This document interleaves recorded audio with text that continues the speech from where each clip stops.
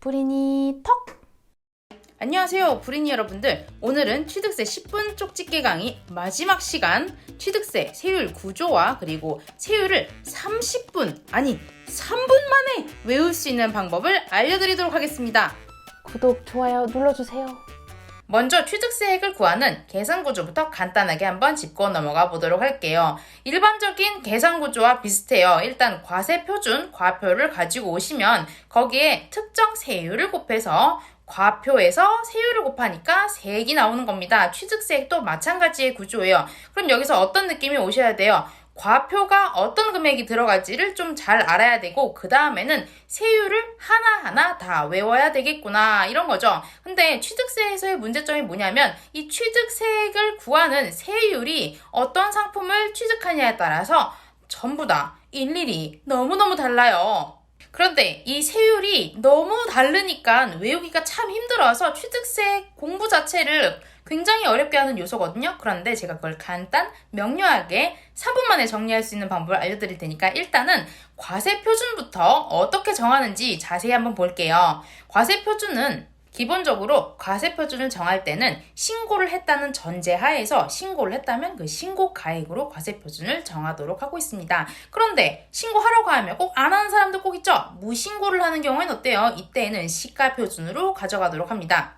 그런데 지난 시간에 객관적인 사실이 입증된다고 보는 경우가 있었죠. 공간 판국 수, 그리고 여기에 거래 사실에 관한 법률에 따른 금액인 경우, 이렇게 해서 6가지의 경우에는 공간 판국 수, 거는 사실상의 취득가액을 그 과세표준으로 하고 있습니다. 그리고 이 사실상의 취득가액으로 포함되는 것인가에 대해서 여러 가지 사례들이 나오는데, 그중 여러분들이 많이 헷갈려 하실 부분들 몇 가지를 가지고 왔어요. 만약에 본인이 직접 자기 명의로 부동산 거래를 해보신 적이 있으신 분들이라면 취득세를 내보신 경험이 있을 거고, 그러면 이 부분이 더 헷갈리실 것 같아요. 왜냐면 일반적으로 개인이라면 중개사한테 지불한 중개 보수 부분은 취득세의 과세표준에 포함하지 않습니다. 그런데 법인의 경우라면 중개사한테 지불한 부분도 과세표준에 포함시키기 때문이죠. 그리고 또 많은 분들이 헷갈려 하시는 부분이 VAT, 부가가치세 부분이에요.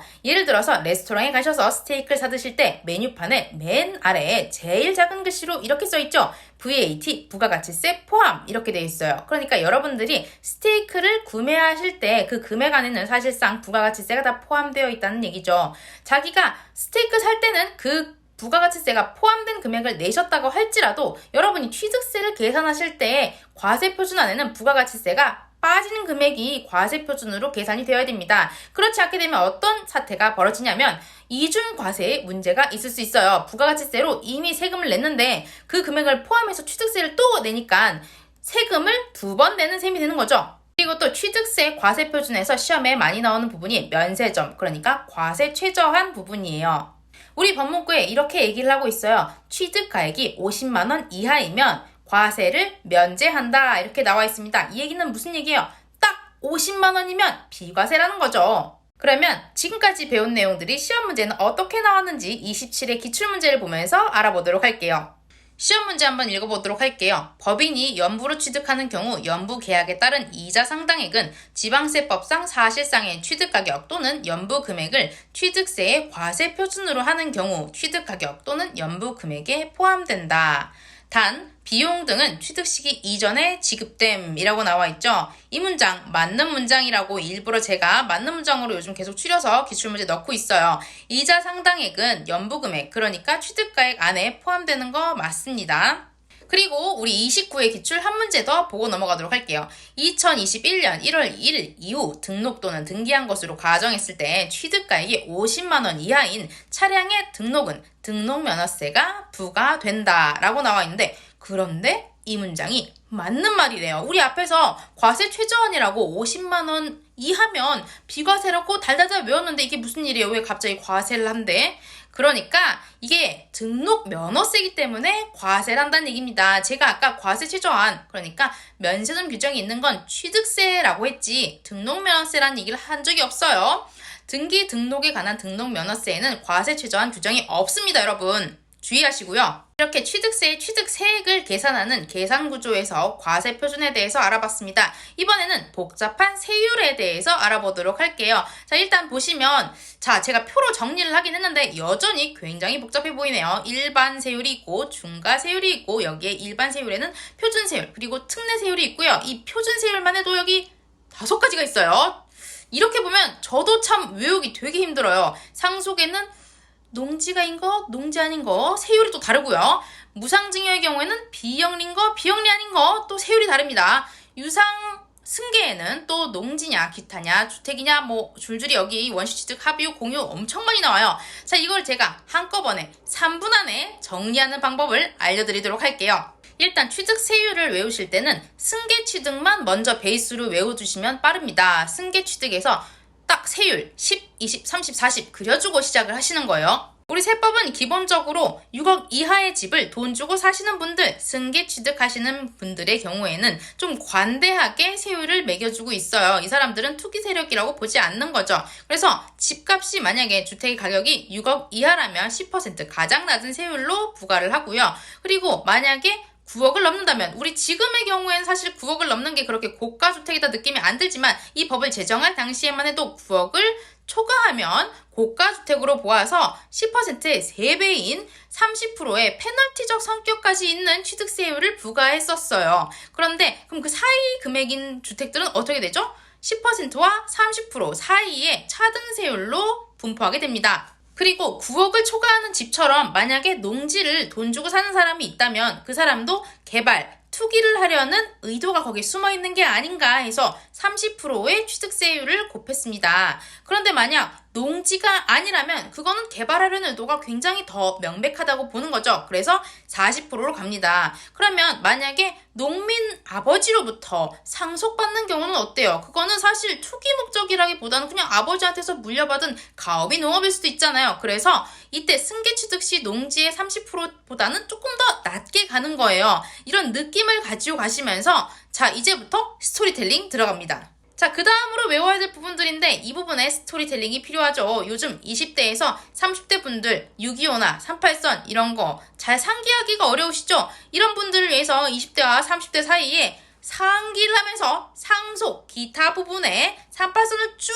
그려 넣어줍니다. 자, 그러면 이 38선을 그려놓고 나서 보면 아까 제가 얘기를 했던 것처럼 제가 아버지로부터 농지를 상속받았어요 하는 부분이 그래도 38선 중에서는 좀 작은 부분으로 들어가야겠죠. 23%의 세율이 가고요. 농지가 아닌 경우에는 28%의 세율을 적용받습니다. 그리고 기타의 경우에는 어때요? 합유, 공유 같은 부분은 나눠 갖는 거 3, 3, 5 모여서 나눠 가져야 되잖아요. 23%의 세율로 가시고요. 그리고 원시 취득의 경우에는 28%의 세율을 적용하게 됩니다. 자, 상속 기타 부분 상기하면서 38선 내에서 어떻게 끝냈는데 증여 부분이 남았습니다. 이 증여 부분은 더 까다로워요. 그럼 이 증여 부분은 어떻게 외우느냐? 자, 비영리한테 증여했느냐, 비영리가 아닌 애들한테 증여했느냐로 나누게 됩니다. 그럼 비영리한테 증여를 했다면 좀 팔아!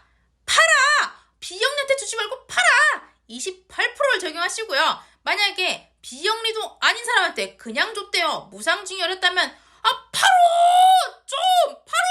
자, 그런데 상기를 하시면서 상속 기타 부분에 38선까지 그어가면서 다 외웠는데 하나가 남았죠? 증여 부분이에요. 이 증여 부분은 어떻게 외우시냐 하면 비영리냐 비영리 아니냐로 나눠서 비영리인 애들한테 무상으로 증여하는 부분 옆에서 볼 때 너무 답답하죠. 그러지 말고 좀 팔아. 28%로 팔아. 이렇게 기억을 해주시고 그리고 비영리도 아닌데 그냥 공짜로 줬다는 거예요. 무상증여를 했다는 거죠. 이런 경우에 법에서는 뭐라고 해요? 팔어! 35%로 팔아! 이 정도라면 이제 외우셔야 되는 거예요, 여러분. 제가 이렇게까지 하는데 자, 그러면 이제 제가 시험을 쳤던 30회 기출문제를 보시면서 와, 진짜 취득세율을 외워야 되는구나. 취득세율 다 외우지 않으면 시험 문제를 아예 못 푸는구나. 한번 느껴보시기 바랍니다. 지방세법상 취득세의 표준세율이 가장 높은 것은 해서 나왔어요. 보기가 1, 2, 3, 4, 5 이렇게 원래 나왔는데 제가 1, 2하고 4, 5번만 가지고 왔어요. 이런 문제가 나오면 여러분들 당황하지 마시고 그냥 제가 그려드렸던 그림을 옆에다가 조그맣게 시험지에 그려보시고 시작하시는 거예요. 첫 번째 보기를 보시면 상속으로 건물, 주택 아님을 취득한 경우, 이러니까 농지가 아니죠. 상속이고 28% 갑니다. 두 번째 보기를 보실게요. 사회복지사업법에 따라 설립된 사회복지법인이 비영리법인 느낌이죠.